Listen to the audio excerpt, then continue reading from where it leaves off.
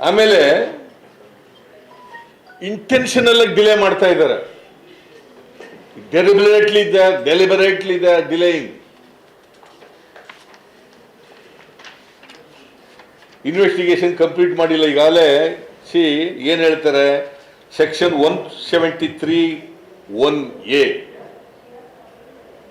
Section 173(1)(a of CRPC mandates completion of investigation in 2 months. 173(1)(a 173(1)(a CRPC says that investigation shall be completed within 2 months. 60 days ನಲ್ಲಿ complete ಆಗಬೇಕು ಅಂತ ಬಹಳ ಸ್ಪಷ್ಟವಾಗಿ ಹೇಳ್ತದೆ. ಆಮೇಲೆ section 114(a) of the evidence act, ಇದು CRPC ಅಲ್ಲ, evidence act ಏನು ಹೇಳ್ತದೆ, ಪ್ರಿಸಂಪ್ಷನ್ ಬಗ್ಗೆ ಮಾತಾಡ್ತದೆ. ಪ್ರಿಸಂಪ್ಷನ್ ಬಗ್ಗೆ ಈ ತರ ಕನ್ಸೆಂಟು ಬಗ್ಗೆ ಮಾತಾಡೋದು. ಪ್ರಿಸಂಪ್ಷನ್ ಬಗ್ಗೆ ಕನ್ಸೆಂಟ್ ಅಲ್ಲ, ಕನ್ಸೆಂಟ್ ಬಗ್ಗೆ ಪ್ರಿಸಂಪ್ಷನ್ ಏನ್ ಹೇಳ್ತಾರೆ ಅಂದ್ರೆ, presumes to the absence of consent in certain prosecution of rape for rape where sexual intercourse by accused is proved and the question is whether it was without the consent of the woman alleged to have been raped, and such woman states in her evidence before the court that she did not consent. The court shall presume illa anta helidre, the court shall presume she did not consent. She did not consent. ಅವ್ರು court ಮುಂದೆ ಹೇಳಿದಾಳೆ, ಈಗ ನಾನು consent ಕೊಟ್ಟಿಲ್ಲ, ನನ್ನನ್ನು sexual ಆಗಿ ದುರುಪಯೋಗ ಮಾಡ್ಕೊಂಡಿದ್ದಾರೆ, I have not given any consent. Ramesh Jarkiholi ಏನ್ ಹೇಳ್ತಾರೆ, with consent I had intercourse with her ಅಂತ ಹೇಳ್ತಾರೆ. ಪೇಪರ್ ಬಂದಿರೋದು ನಂದಲ್ಲ ಇದು, ಇಟ್ ಈಸ್ ನಿಮ್ಮ ಮಾಧ್ಯಮದಲ್ಲೇ ವರದಿಯಾಗಿರ್ತಕ್ಕಂಥದ್ದು. It is neither denied by police nor denied by accused person. Neither denied by police nor denied by accused person, Mr. Ramesh Jarkiwale. That means to say, whatever reported in the media, it is true anta anistadu.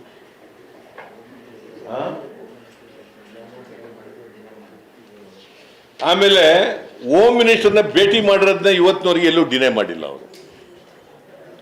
Nowhere S denied that ಈ did not meet home minister ಅಂತ ಎಲ್ಲೂ ಹೇಳಿಲ್ಲ, ಡಿನೈನೂ ಮಾಡಿಲ್ಲ. So ಅದಕ್ಕೆ ಈ political interference ಇಂದ ಈ ಸರ್ಕಾರ ಏನು ಭಾಳ ರಾಮನ್ ಜಪ ಮಾಡ್ತಾರೆ, ಮಹಿಳೆಯರ ಬಗ್ಗೆ ಭಾಳ ಮಾತಾಡ್ತಾರೆ, ಗೌರವದ ಬಗ್ಗೆ ಮಾತಾಡ್ತಾರೆ, ಕಾನೂನನ್ನು ತಿರ್ಚಿಬಿಡ್ತಾ ಇದ್ದಾರೆ. ಯಾಕೆ ಗೊತ್ತಾ, ರಮೇಶ್ ಸರ್ಕಾರ ಮಾಡೋಕ್ಕೆ ಪಾಪ ಸಹಾಯ ಮಾಡಿದ್ದ, MLAಗಳನ್ನೆಲ್ಲ ಕರ್ಕೊಂಡು ಓಡಾಡಿ ಮಾಡಿ ಯಡಿಯೂರಪ್ಪನ ಸರ್ಕಾರ ಬರೋಕ್ಕೆ ಇವ್ರದ್ದು ಸಹಾಯ ಇತ್ತು. ಇದಕ್ಕೆ ಪ್ರತ್ಯುಪಕಾರವಾಗಿ ಇದನ್ನು ಮಾಡ್ತಾ ಇದ್ದಾರೆ. ಪ್ರತ್ಯುಪಕಾರವಾಗಿ ಇದನ್ನ ಮಾಡ್ತಾ ಇದ್ದಾರೆ.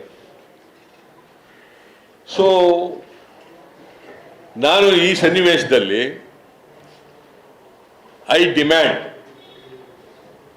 Since home minister had discussion with accused Ramesh Jarkiholi in a rape case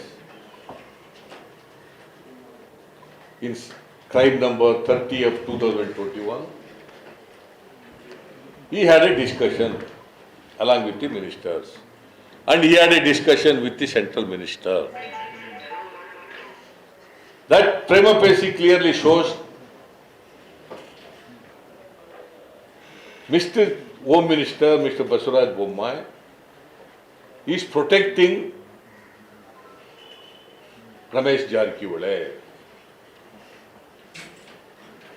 Because of him, he has not been arrested so far. ಅದಕ್ಕೋಸ್ಕರ ಐ ಡಿಮ್ಯಾಂಡ್ ಈ ಬಸವರಾಜ ಬೊಮ್ಮಾಯಿ ಹೋಮ್ ಮಿನಿಸ್ಟರ್ ಆಗಿ ಮುಂದುವರಿಲಿಕ್ಕೆ ಯಾವುದೇ ನೈತಿಕತೆ ಇಲ್ಲ. I demand his resignation. Number 1. Number 2, ಈಗ SIT disband ಆಗ್ಬಿಟ್ಟದೆ. There is no SIT at all, because ಅವನು ರಾಜ್ಯನ ಇದಕ್ಕೆ ಕಳಿಸ್ಬಿಟ್ಟವ್ರೆ, ರಜದ ಮೇಲೆ ಕಳಿಸ್ಬಿಟ್ಟಿದ್ದಾರೆ.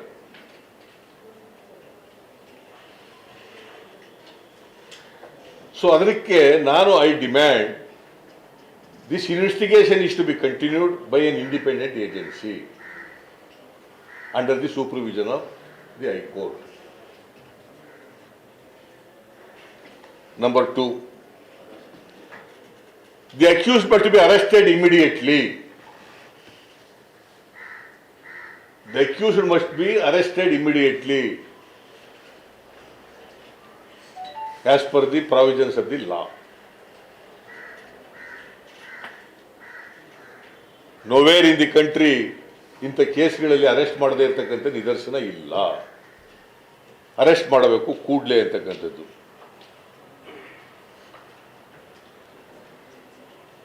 ಆಮೇಲೆ ಇನ್ವೆಸ್ಟಿಗೇಷನ್ನಲ್ಲಿ ಹೂ ಆರ್ ದಿ ಮಿನಿಸ್ಟರ್ಸ್, ನಿಮಗೆ ಗೊತ್ತಿದೆ, ಇಂಡಿಯೆಲ್ಲ ಮಿನಿಸ್ಟರ್ಗಳೆಲ್ಲ ರಮೇಶ್ ಪರವಾಗಿ ಸ್ಟೇಟ್ಮೆಂಟ್ಗಳು ಕೊಟ್ಟಿದ್ದಾರೆ. ಬಹಳ ಜನ ಮಿನಿಸ್ಟರ್ಗಳು, ಯೋಗೇಶ್ ಕೊಟ್ಟಿದ್ದಾನೆ, ST ಸೋಮಶೇಖರ್ ಕೊಟ್ಟಿದ್ದಾನೆ, ಅವನ ತಮ್ಮ ಕೊಟ್ಟಿದ್ದಾನೆ, ಆಮೇಲೆ ಬೇರೆ ಬೇರೆ ಮಿನಿಸ್ಟ್ರಿಗಳೆಲ್ಲ ಕೊಟ್ಟಿದ್ದಾರೆ. Who are the ministers and police officers who are hand in glove with the accused and protecting him ಅನ್ನೋದು ಗೊತ್ತಾಗುತ್ತೆ. ಬಸವರಾಜ ಬೊಮ್ಮಾಯಿ ಅಲ್ಲದೆ ಬೇರೆ ಇನ್ಯಾರು ಮಿನಿಸ್ಟ್ರಿಗಳಿದ್ದಾರೆ, ಹಿಂದ್ಗಡೆ ಇದ್ದಾರೆ ಅನ್ನೋದು ಕೂಡ ಇನ್ವೆಸ್ಟಿಗೇಷನ್ ಮೂಲಕ ಗೊತ್ತಾಗಬೇಕು. ಅಂಡ್ ಇವರೆಲ್ಲ ಈಗ ನೀವು ಇದೇ ಪರಿಸ್ಥಿತಿ ಇದ್ದರೆ, ಹೊರಗಡೆ ಇದ್ದರೆ, ಅರೆಸ್ಟ್ ಮಾಡದೆ ಹೋದರೆ ಟ್ಯಾಂಪರಿಂಗ್ ಆಫ್ ದಿ ಎವಿಡೆನ್ಸ್ ನಡೀತದೆ.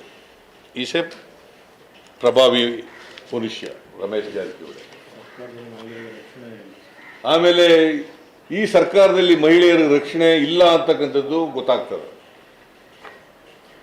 ಇಲ್ಲ, ಇವರು ಡೆಲಿಬರೇಟ್ ಆಗಿ ಪ್ರೊಟೆಕ್ಷನ್ ಕೊಡೋರು ಮಹಿಳೆಯರಿಗೆ ನ್ಯಾಯ ಕೊಡ್ತಕ್ಕಂಥ ಕೆಲಸ ಮಾಡ್ತಾ ಇಲ್ಲ.